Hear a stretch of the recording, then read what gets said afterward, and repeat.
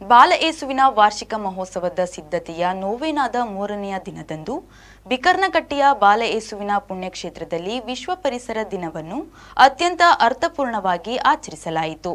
ಈ ದಿನವನ್ನು ಭಕ್ತಿ ಮತ್ತು ಆಧ್ಯಾತ್ಮಿಕ ಉತ್ಸಾಹದೊಂದಿಗೆ ಆಚರಿಸಲಾಗಿದ್ದು, ಹೆಚ್ಚಿನ ಸಂಖ್ಯೆಯ ಭಕ್ತಾದಿಗಳು ಪ್ರಾರ್ಥನೆ ಮತ್ತು ಚಿಂತನೆಯಲ್ಲಿ ಪಾಲ್ಗೊಂಡಿದ್ದರು.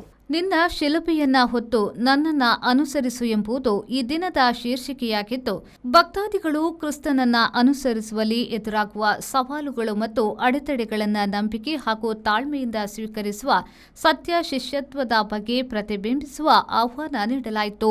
ಆರೋಗ್ಯಕರ ಪರಿಸರ ಮತ್ತು ಪ್ರಕೃತಿಯ ಸೌಂದರ್ಯವೆಂಬ ದೇವರ ಕೊಡುಗೆಗಾಗಿ ಕೃತಜ್ಞತಾ ಪ್ರಾರ್ಥನೆಯನ್ನ ಸಲ್ಲಿಸಲಾಯಿತು. ಜೊತೆಗೆ ಅದರ ರಕ್ಷಣೆ ಮತ್ತು ಸಂರಕ್ಷಣೆಗಾಗಿ ವಿಶೇಷ ಬಿನ್ನಹಗಳನ್ನು ಅರ್ಪಿಸಲಾಯಿತು. ಉಡುಪಿ ಧರ್ಮ ಪ್ರಾಂತ್ಯದ ಪತ್ರಿಕೆ ಉಜ್ವಾಡ್ನ ಸಂಪಾದಕರಾದ ವಂದನೆಯ ಆಲ್ವಿನ್ ಸಿಕ್ವೇರಾ ಓಸಿಡಿವರಿಂದ ಬಲಿಪೂಜೆಯೊಂದಿಗೆ ಪ್ರಾರಂಭವಾಯಿತು. ಬೆಳಿಗ್ಗೆ 7:30 ಪ್ರಾರ್ಥನಾ ವಿಧಿಯನ್ನ ರಾಮನಗರ ಲೋಂಡಾದ ವಂದನೆಯ ಮೋವಿನ್ ಪಿರೇರಾ ನೆರವೇರಿಸಿದ್ರು. ನಂತರ 9 ಗಂಟೆಯ ಬಲಿಪೂಜೆಯನ್ನ ಪಾರ್ಲಾ ಚರ್ಚಿನ ಧರ್ಮಗುರುಗಳಾದ ವಂದನೆಯ ಅರುಣ್ ಮಾರ್ಗ್ ಅವರು ಅರ್ಪಿಸಿದ್ರು.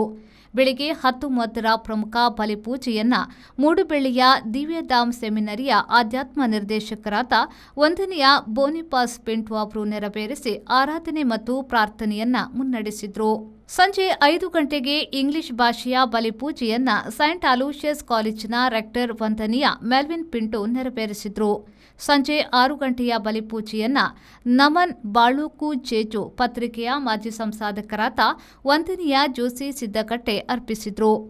ದಿನದ ಕೊನೆಯ ಬಲಿಪೂಜೆಯನ್ನ ರಾತ್ರಿ 7:45ಕ್ಕೆ ಕನ್ನಡ ಭಾಷೆಯಲ್ಲಿ ಬೇಲೂರು ಸೈಂಟ್ ಮೈಕಲ್ ಚರ್ಚಿನ ಧರ್ಮಗುರುಗಳಾದ ವಂದನೆಯ ಪ್ರಸನ್ನ ಕುಮಾರ್ ಓಸಿಡಿ ಅವರು ನೆರವೇರಿಸಿದ್ರು. ಪುಣ್ಯಕ್ಷೇತ್ರದ ಸಾಮಾಜಿಕ ಸೇವೆಯ ಭಾಗವಾಗಿ ಉಚಿತ ಕಣ್ಣಿನ ತಪಾಸಣೆ ಮತ್ತು ಕನ್ನಡಕ ವಿತರಣಾ ಶಿಬಿರವನ್ನ ಆಯೋಜಿಸಲಾಗಿತ್ತು. ಈ ಕಾರ್ಯಕ್ರಮವನ್ನು ಬಾಲ ಯೇಸುವಿನ ಪುಣ್ಯಕ್ಷೇತ್ರ ಕಾರ್ಮೆಲ್ ಜ್ಯೋತಿ ಚಾರಿಟಬಲ್ ಟ್ರಸ್ಟ್, ಡಾಕ್ಟರ್ ಅಗರ್ವಾಲ್ ಕಣ್ಣಿನ ಆಸ್ಪತ್ರೆ ಮತ್ತು ವಿಷನ್ ವರ್ಲ್ಡ್ ಸಹಯೋಗದೊಂದಿಗೆ ಹಮ್ಮಿಕೊಳ್ಳಲಾಗಿತ್ತು. ದಿನದ ಕೊನೆಯ ಸಂಜೆ 6 ಗಂಟೆಯ ಬಲಿಪೂಜೆಯ ನಂತರ ಬಾಲ ಯೇಸುವಿನ ರೋಸರಿ ಪ್ರಾರ್ಥನೆಯನ್ನ ಭಕ್ತಿಯಿಂದ ಸಲ್ಲಿಸಲಾಯಿತು. ಭಕ್ತಾದಿಗಳು ಒಟ್ಟಾಗಿ ಸೇರಿ ರೋಸರಿಯ ರಹಸ್ಯಗಳನ್ನು ಧ್ಯಾನಿಸುತ್ತಾ ತಮ್ಮ ವೈಯಕ್ತಿಕ ಉದ್ದೇಶಗಳಿಗಾಗಿ ಮತ್ತು ಕುಟುಂಬಗಳ ಕಲ್ಯಾಣಕ್ಕಾಗಿ ಬಾಲ ಯೇಸುವಿನ ಮಧ್ಯಸ್ಥಿಕೆಯನ್ನ ಕೋರಿದ್ರು.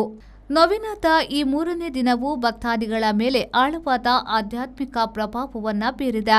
ಜೀವನದ ಸವಾಲುಗಳನ್ನು ನಂಬಿಕೆ ಮತ್ತು ಭರವಸೆಯಿಂದ ಎದುರಿಸಲು ಪ್ರೇರೇಪಿಸುವುದರ ಜೊತೆಗೆ ದೇವರ ಸೃಷ್ಟಿಯನ್ನ ಕಾಳಜಿಯಿಂದ ನೋಡಿಕೊಳ್ಳುವ ಬದ್ಧತೆಯನ್ನ ಇದು ನವೀಕರಿಸಿದೆ. ಬ್ಯೂರೋ ರಿಪೋರ್ಟ್, ವಿ4 ನ್ಯೂಸ್, ಮಂಗಳೂರು.